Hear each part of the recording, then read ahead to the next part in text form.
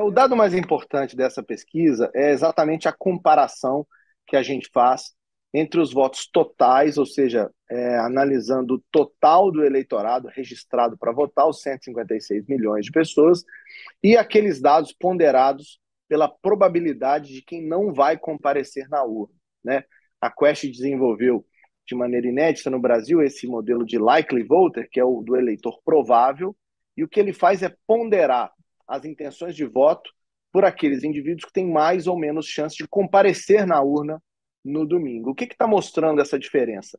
Que a abstenção, sobretudo no Sudeste, pode fazer a diferença favorável ao presidente Bolsonaro. Quando a gente compara os cruzamentos de região nos votos totais e nos likely voters, nos eleitores prováveis, Fabiola, fica muito evidente que o Lula melhora na margem de erro da semana passada para cá no Sudeste, quando a gente olha para o voto total, mas ele, na verdade, piora quando a gente olha para os likely voters. O que isso significa? Isso significa que a campanha petista vai ter que correr atrás de fazer as pessoas irem votar. Em Minas, sobretudo, mas também em São Paulo e no Rio.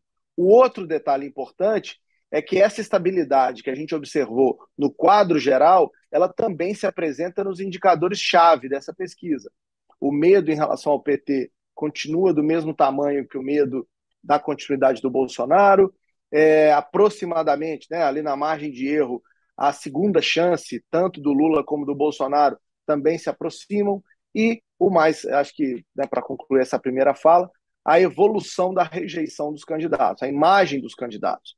Nesta semana, a gente viu oscilar para cima, fora da margem de erro, o percentual de gente que diz que não vota no Bolsonaro de jeito nenhum. Ou seja, esse campo que foi feito pós-Roberto Jefferson, quase que exclusivamente pós-Roberto Jefferson, já indica aí um pouco de, provavelmente, o Roberto Jefferson, aquele episódio, parou, né, uma tendência de melhora que a gente via aí marginal no presidente Bolsonaro.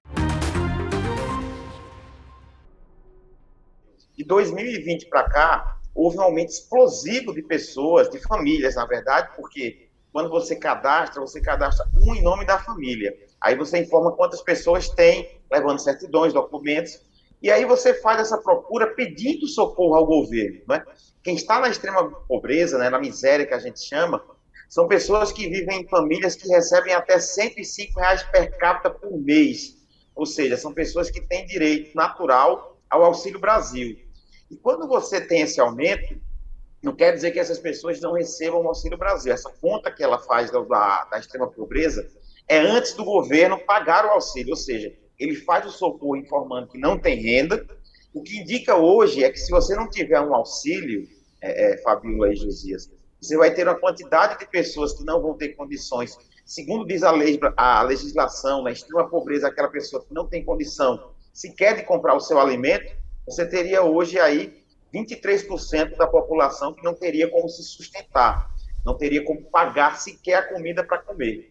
Isso é um reflexo de que, segundo especialistas que até falam na matéria, no Cícero Péricles, que é um professor que estuda isso há muitos anos, é reflexo de uma grande incapacidade de você gerar empregos formais e você conseguir fazer com que a economia dê o sustento devido às pessoas, e sem conseguir esse sustento, as pessoas buscam o governo em busca do auxílio, né? E não é apenas o Auxílio Brasil. Aí você tem o Vale Gás, você tem vários outros programas sociais menores que usam o cadastro único como referência. Você nota que hoje o grosso do eleitorado mais pobre está votando em Lula. Isso esteve muito claro no resultado do primeiro turno, está presente agora nas pesquisas, e há uma certa insensibilidade do Bolsonaro em relação ao tema. Essa notícia que nos traz o Carlos Madeiro sobre esse processo de engorda a que vem sendo submetido o CAD único, né, que é o cadastro que abriga aí os brasileiros que ralam na pobreza extrema, ela expõe a ignorância e a insensibilidade social do Bolsonaro. Estão alistados ali 49 milhões de brasileiros. Né? Desse total, 10 milhões de pessoas entraram no rol da escassez ao longo da gestão Bolsonaro. A despeito disso, o presidente declarou que, isso foi dias atrás, que não se justifica passar fome no Brasil porque os famintos poderiam requerer o Auxílio Brasil. Ou seja, a realidade ela não deixa de existir porque o Bolsonaro a ignora. As pessoas não estão deixando de requerer a inclusão no cadastro único. Elas precisariam ser buscadas pelo governo. É a chamada busca ativa. O governo tinha que ir atrás dessas pessoas. No momento não há nada tão real quanto a miséria do brasileiro. E o Bolsonaro, em campanha pela reeleição, ele devia chamar o seu ministro. Ele recorreu a esse cadastro único quando ele quis fazer um aceno aí, recentemente. Ele botou 500 mil famílias a mais no Auxílio Brasil. E aí, por isso, chegou a 21,1 milhões de famílias atendidas. Mas não é por falta de bocas que o governo deixa de saciar a fome. O governo devia ir atrás de quem está passando fome. E o Bolsonaro diz, primeiro ele disse que não tinha fome para valer no Brasil. O noticiário já expôs até a fila do osso. Já mostrou gente pegando comida dentro do caminhão de lixo na porta de supermercado.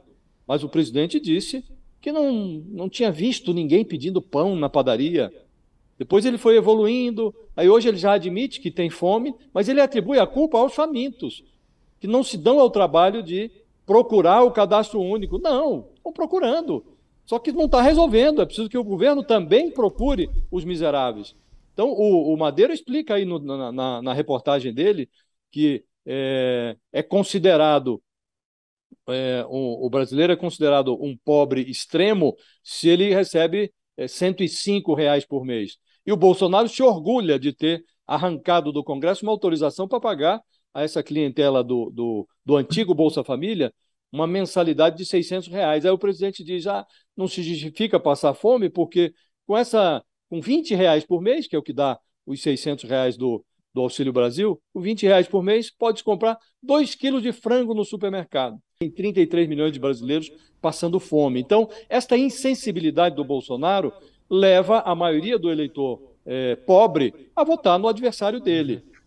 Mas o presidente é incorrigível. Ele ajusta o discurso, mas ele não vai ao cerne da questão, que é tratar com decência quem está na miséria no Brasil. E esse número, mostra a reportagem do Madeiro, aumenta. Qual?